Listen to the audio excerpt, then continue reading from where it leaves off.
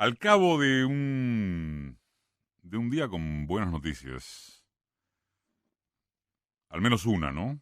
Me refiero al acuerdo anunciado por el presidente y por Putin en torno de la fabricación ya aquí en Argentina de la Sputnik. Eh, no sé si se ha tomado dimensión de, del tamaño de ese dato. Ah, Después ampliamos algo al respecto.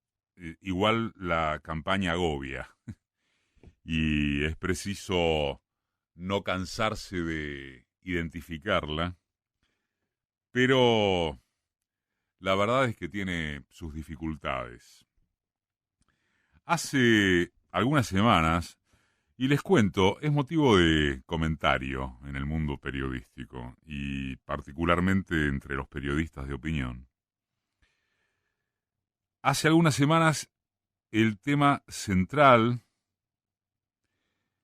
es tan reiterativo, pega tantas vueltas alrededor de sí mismo, ofrece tan pocas variantes, que se hace difícil encontrar noticias o aspectos novedosos, es decir, aristas dignas de detenerse en ellas sin caer en una repetitividad agotadora. De la punta de la pirámide noticiosa hacia abajo, las vacunas llegan, continuarán llegando masivamente, de a cientos de miles, de a millones, insisto, no solo por los arribos desde el exterior, sino porque comenzarán a fabricarse en plantas de aquí. Y ese dato sustancial provoca desesperación opositora y desde allí es donde parte la intentona de mudar el eje hacia el dramático escenario de la economía. Mucha falta no hace tampoco, porque ese escenario muestra todavía a un gobierno flojo, muy flojo, en cuanto al control de la inflación. Y entonces se repite la incógnita acerca de qué llegará en primer lugar a los próximos meses, incluyendo en ellos a la incógnita eleccionaria. La certidumbre de protección vacunatoria o la bronca por las secuelas económicas que vaya a saberse si podrán controlar, administrar mejor. Nadie tiene respuesta segura para ese interrogante que en un país con la dinámica del argentino puede variar de un, comillas, momento a otro. Como mucho, relativamente, podría afirmarse que si el gobierno logra sensación protectora contra el virus, habrá de imponerse frente a la desmesura del ataque opositor. Pero, otra vez reiterando, también podría ocurrir que se tome como normal estar vacunados, que la prioridad pase a ser, con gran distancia, lo que suceda con los precios de las cosas indispensables, que se trate de más piripipí que de acciones concretas contra quienes forman esos precios de esas cosas, que no haya mostranza de liderazgo político pese a lo horrible de una oposición también inconducente en sus internas, en sus egos, en sus obviedades, cuando sin embargo, si es por obviedades reiteradas, de esto hablábamos reiteradamente también el sábado pasado, también debieron estar claras cuando ganó Macri, y ahora son más reiteradas todavía, porque ya se vio lo que fue su gobierno, y ya se ve el estilo dirigencial que portan. Ayer tuvo profuso recorrido en las redes un posteo que habla de la oferta de trabajo Pfizer, consistente en seleccionar personal para visitador médico con el requerimiento de ser diputado, senador, gobernador o político de la oposición con acceso a los medios, y la promesa de excelentes ingresos junto con posibilidades de progresar.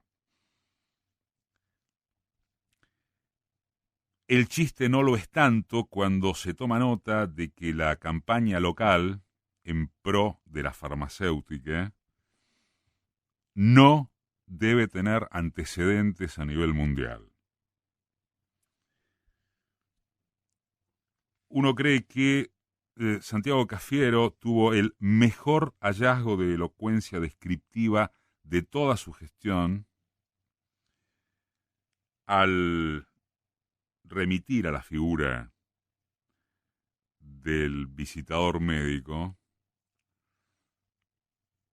respecto de la propaganda sobre Pfizer, lo cual no nos parece que deba ser tomado en perjuicio o prejuicio contra trabajadores del área, sino como una muy buena ironía sobre la opereta descarada de periodistas y figuras de la oposición. De todos modos, son convenientes algunas aclaraciones al respecto. La deducción irrefrenable es pensar en colegas y dirigentes políticos ensobrados por Pfizer. No funciona así. En este medio nos conocemos todos y, obviamente, por lo general, la grosería de que se cobra por debajo de la mesa para favorecer o denostar a tales o cuales personas y posicionamientos no queda registrada. En los casos periodísticos, individuales y o corporativos, se factura por la ventanilla de recibir publicidad a través del sostén y alcance del discurso más fanático o más modosito, inteligentemente modosito, del libre mercado. Hay un eje, hay un ecosistema de hegemonía discursiva. Eso se paga y se cobra por otro lado.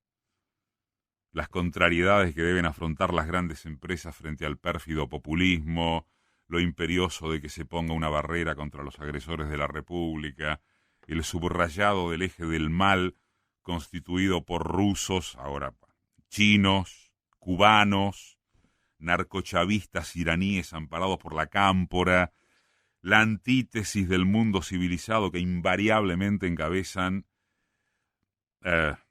ciertos ejes de ese tipo, y el mundo civilizado identificado también invariablemente con Estados Unidos, con Israel, con algunos países europeos, más los modelos neoliberales de algunos latinoamericanos, etc. Tampoco se trata de que la comandante Pato recibe honorarios directos de la embajada. La comandante Pato o símiles del extremismo cambiemita, como si hubiera diferencias mayores entre ellos y quienes se dibujan como moderados. Es mucho más sencillo o complejamente sencillo que lo simplote de esas conclusiones emocionales. Es cómo funciona, insistimos, el sistema de mantener la hegemonía ideológica que en Argentina felizmente tiene el problema de estar en disputa. Tiene el problema de estar en disputa. Tan en disputa que la derecha, enormemente más práctica y experimentada que la izquierda, cae en obscenidades como esta de la campaña que no banca Pfizer, digamos, sino que Pfizer representa.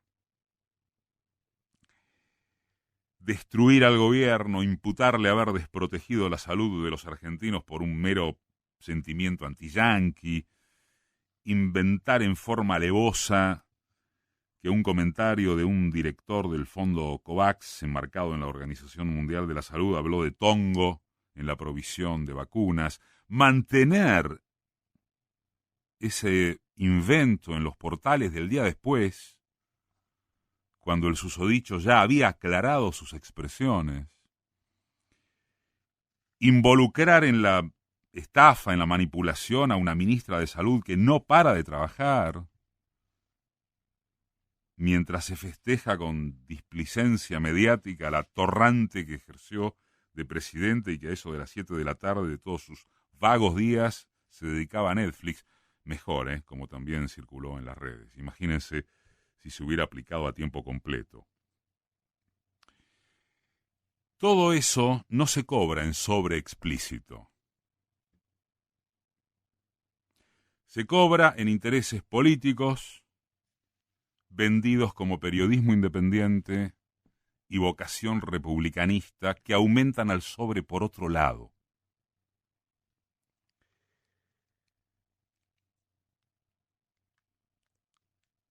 Al menos como probable y seguramente inútil expresión de deseos, y siendo que este lunes se celebra o recuerda el Día del Periodista, cabría aspirar de vuelta a otra reiteración, reforzada,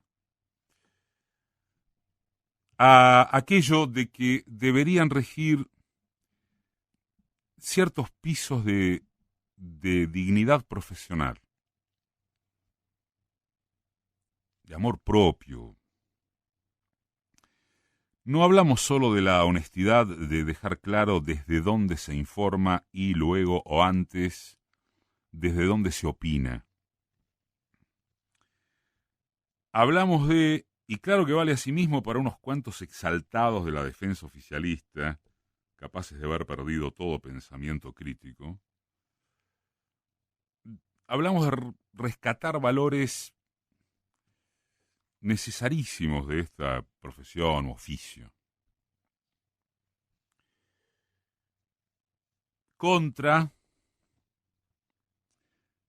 seguir vociferando verdades únicas, panelizar a gritos imperturbables, hacer preguntas invictamente retóricas, relatar lo que la patria socalera ya describe de sobra, no darse siquiera unos momentos para alguna entrevista sobria, la mecánica agotadora de interrumpir, los títulos desmentidos por las bajadas que reproducen al título sin agregados determinantes, la pérdida de cierto buen decir, buen escribir, los errores y horrores gramaticales y sintácticos, las dificultades crecientes para construir oraciones porque solo se trata de impresionar, la falta de chequeo de datos básicos, querer convertirse en la noticia, echar periodistas como noticia vergonzosa por no estar de acuerdo con una nota determinada.